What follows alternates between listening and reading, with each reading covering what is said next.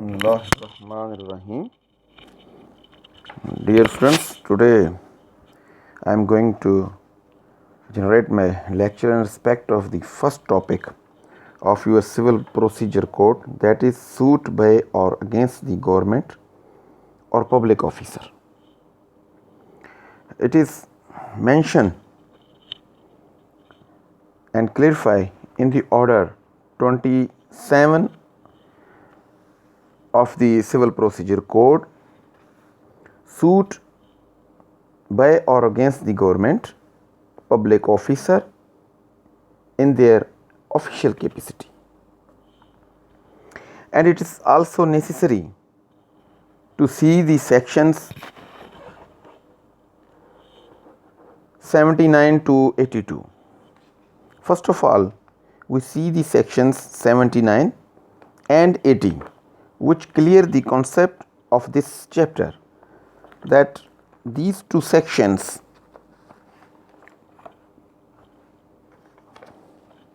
clear your object, that what is the mean of this topic and how we can explain and understand fully. It says that the suits in particular cases, section 79, suit by or against the government. It clarifies the definition.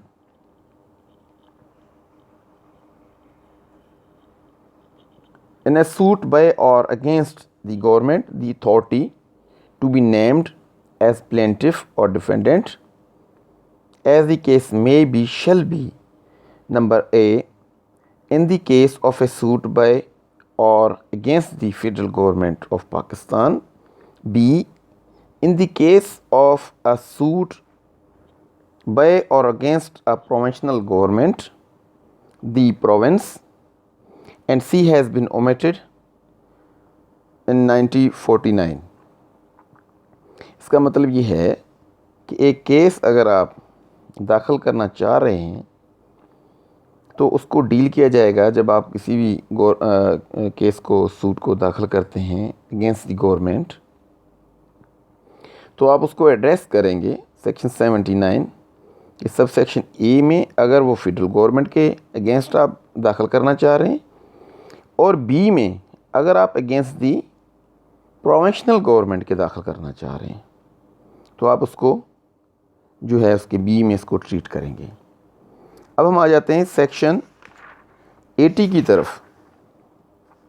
अब section 80 क्या है? Section 80 notice.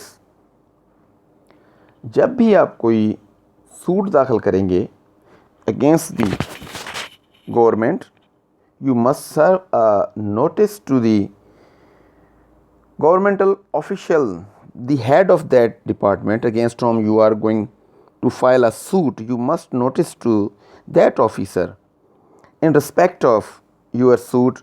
You fully aware, you give a gist in respect of your suit which you are going to file against that in his official capacity. You must inform him by submitting or by sending notice under section 80 of the CPC, that say that a suit may be instituted against the government or against a public officer in respect of any act purporting to be done by such public officer in his official capacity, after the expiration of 3 months next after notice in writing has been delivered to or left at the office of. अब देखें, इसके अंदर एक ये चीज़ है कि आप उसको डिलीवर कर दें या वो नोटिस आप उसके ऑफिस में छोड़ दें जा कर के।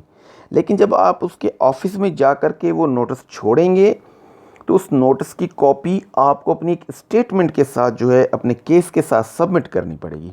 वो आगे मैं आपको बता रहा हूँ। Number A, in the case of a suit against the federal government as security to that government. It means कि अगर आप फेडरल गवर्नमेंट के अगेंस्ट कोई केस करना चाह रहे हैं तो आप उस गवर्नमेंट के सेक्रेटरी को वो नोटिस सेंड करेंगे। बी में कह रहे हैं कि इन the case of a suit against provincial government other than suit relating to the affairs of a railway, a secretary to that government or the collector of the district. आप जनाब वाली collector of the district को भेजेंगे notice.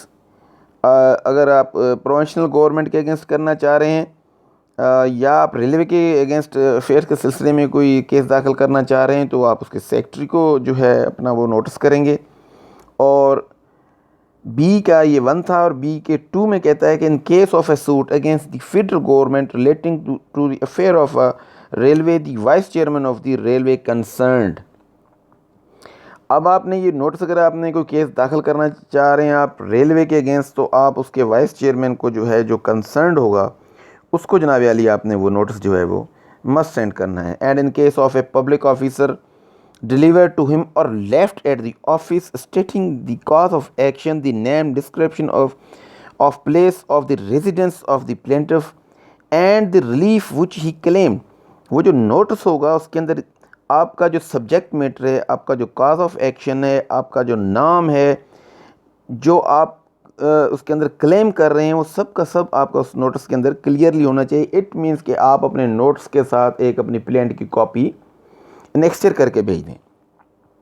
And the plaint shall contain a statement that such notice has been so delivered और left. और आपने जब वो केस दाखिल करना है तो अपनी प्लेंट के साथ उस नोटिस की कॉपी लगानी है अपनी स्टेटमेंट के साथ कि जनाब आली कि मैं अपनी स्टेटमेंट इस कोर्ट के अंदर सबमिट कर रहा हूं कि मैंने जो है एक कॉपी अपनी इस नोटिस की अंडर सेक्शन 80 CPC के नोटिस की उस ऑफिशियल की टेबल पे ड्रॉप की, whether he was over there present और not, but I have been left a copy of that notice which I served him under section 80 CPC for his information.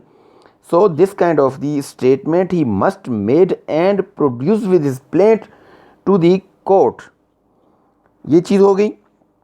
Number 2 में कह रहा है कि where any such suit is instituted without delivering or leaving such notice as aforesaid or before the expiration of the said period of the 2 months, or where the plaint does not contain a statement that such notice has been so delivered or left, the plaintiff shall not be entitled to any cost if settlement or regards the subject matter of the suit is reached, or the government or the public officer concedes the plaintiff's claim, within the period of 2 months from the date of the institution of the suit। मतलब ये है कि अगर आप notice serve कर देंगे तो उनको मिलेगा 2 महीनों का टाइम कि उन्होंने उस 2 महीनों के अंदर अंदर अपना जवाब दावा कोर्ट के अंदर सबमिट करना है। और अगर उसका कोई सब्जेक्ट मैटर की आपकी कोई उसके साथ सेटलमेंट भी बन जाती है तो इसमें आपको फिर वो कॉस्ट मिलने वाली नहीं है कि अगर आपने उस नोटिस वहाँ पर सर्व किया हुआ नहीं किया हुआ होगा। तो अगर आपका किया हुआ होगा तो आपकी सूट की जो कॉस्ट, जो खर्चा ये वो भी आप क्लेम कर सकते हैं। क्योंकि जब हम अपनी प्रेयर क्लास बनाते हैं प्लेंट की तो उसके अंदर हम लिखते हैं the cost bound to the defendant number so and so. इसका मतलब है कि उसके ऊपर डाली जाए, उससे वसूल करवा के दी जाए। और आखिर में लिखते हैं एनी अदर रिलीफ। फाइनल हमारा ये होता है प्रेयर क्लास के अंदर। तो कोर्ट जो है जब हम ये एनी अदर रिलीफ की बात करते हैं तो कोर्ट उसको ऐसी स्टेजेस पे कंसिडर करती है कि जनाब आली ये पूरी फॉर्मेलिटीज़ पूरी करके पहुंचा है कोर्ट तक, ये नोटिस दे करके पहुंचा है। तो एनी अदर रिलीफ में जहाँ ऑनरेबल कोर्ट की अपनी डिस्क्रिप्शनरी होती है कि वो उनकी स्वाबदीद होती है कि वो बहुत से रिलीफ ऑनरेबल कोर्ट अपनी तरफ से जो डीम फिट देखती हैं दोनों साइड्स के लिए वो देती हैं कोर्ट, मतलब दोनों पार्टीज़ की जो बनता है उनको देती है। तो ये कोर्ट जो है आपकी कॉस्ट भी इस नोटिस की वजह से आपको दिला के दे सकती है। और आपका जो उनका जवाब दावा का पीरियड होता है, जो रिटन स्टेटमेंट उनकी तरफ से आनी होती है, उसका पीरियड भी कम हो जाता है 1 महीना। Provided that in a suit instituted without such notice the court shall allow not less than 3 months to the government to submit its written statement. तो अगर नोट सर्व किया हुआ नहीं होगा तो उनको जो है वो 3 महीने का पीरियड फिर मिलेगा। वो 3 महीने तक फिर जनाब अली वो अपना जवाब दावा दाखिल करवाएं या ना करवाएं वाट्स और उसके बाद जो भी है वो अलग से प्रोसीजर है। तो हम आ जाते हैं दोबारा से ऑर्डर 27 पे, जिसमें कहता है कि सूट जो आपका मतलब पहला जो टॉपिक है, सूट्स बाय और अगेंस्ट द गवर्नमेंट और public officers in their official capacity.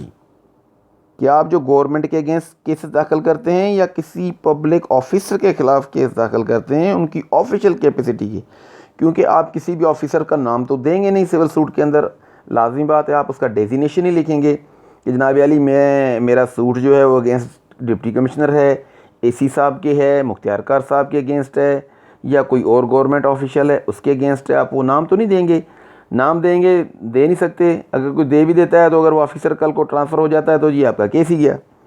तो इसका जो है ऑर्डर 27 रूल 1 कहता है कि सूट बाय और against government, in any suit by or against the government, the plaint or written statement shall be signed by such person as government may be general or special order appointed in his behalf and shall be verified by any person whom the government may so appointed and who is acquainted with the facts of the case।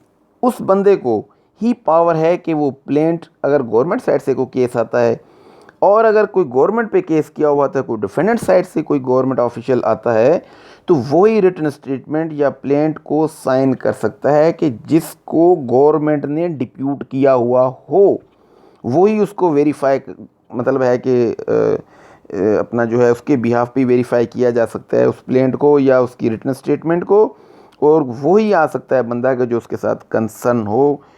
तो ये हो गया जनाब इसका order 21 rule 1 इसका जो है order 21 का।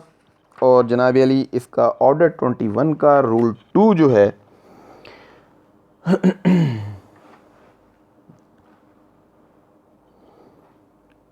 persons